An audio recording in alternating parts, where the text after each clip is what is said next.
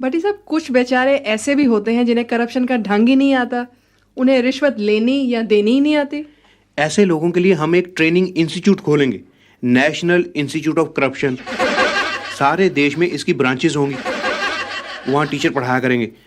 Students, कल हमने आपको पढ़ाया था कि एक अड़ियल किस्म के अफसर को रिश्वत कैसे दी जाती है।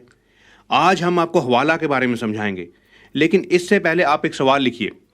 एक मिनिस्टर के पास 100 करोड़ का बजट है, 30% बजट उसके सेक्रेटरी और जॉइंट सेक्रेटरी खा गए, 5% क्लरिकल स्टाफ के हाथ लगा।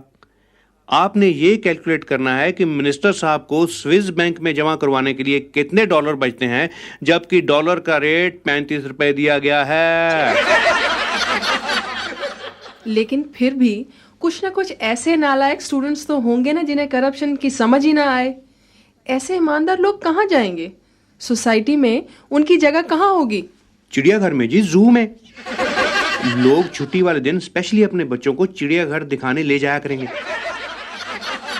डैडी डैडी डैडी डैडी, ये कौन सा जानवर है? बेटा, ये एक ईमानदार आदमी है। ये एक ऐसा जीव है जो पहले जमाने में आम हुआ करता था, लेकिन आजकल बहुत मुश्किल से देखने को मिलता है बेटे। डैडी, इसकी खासियत क्या है? बेटा, ये अपनी तनख्वाह में गुजारा कर लेता था। हाँ, सिर्फ तनख्वाह में daddy? You mean no bribes, no commissions? Exactly. ये देखो, मैं इसे 500 रुपए का नोट दिखाता हूँ, अभी देखना।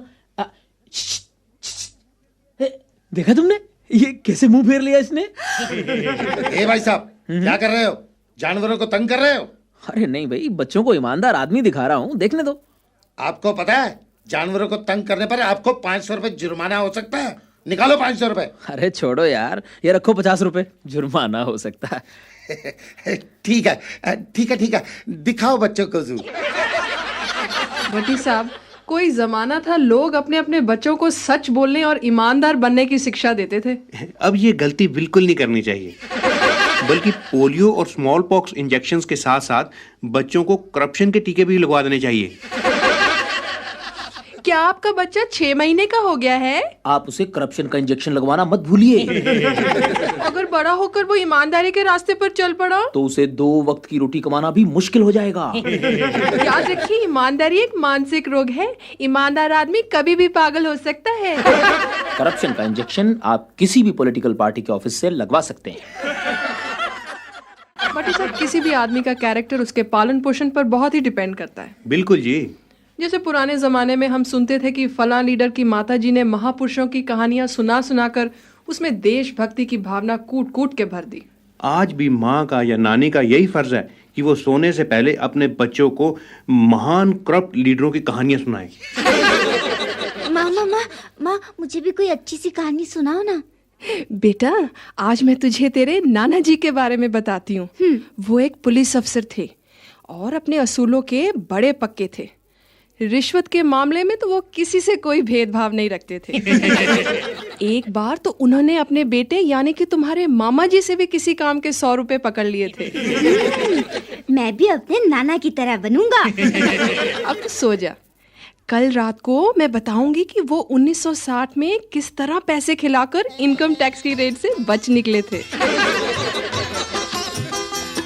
तू गांधी बनेगा न तू नेहरू ही बनेगा, बेईमान की औलाद है बेईमान बनेगा। तू गांधी बनेगा न तू नेहरू ही बनेगा, बेईमान की औलाद है बेईमान बनेगा।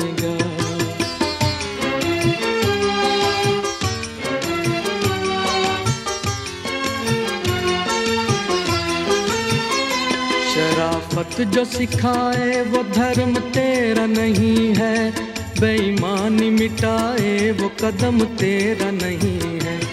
रिश्वत नहीं जिसमें वो महकमा नहीं तेरा, बिन पैसे काम करना करम तेरा नहीं है।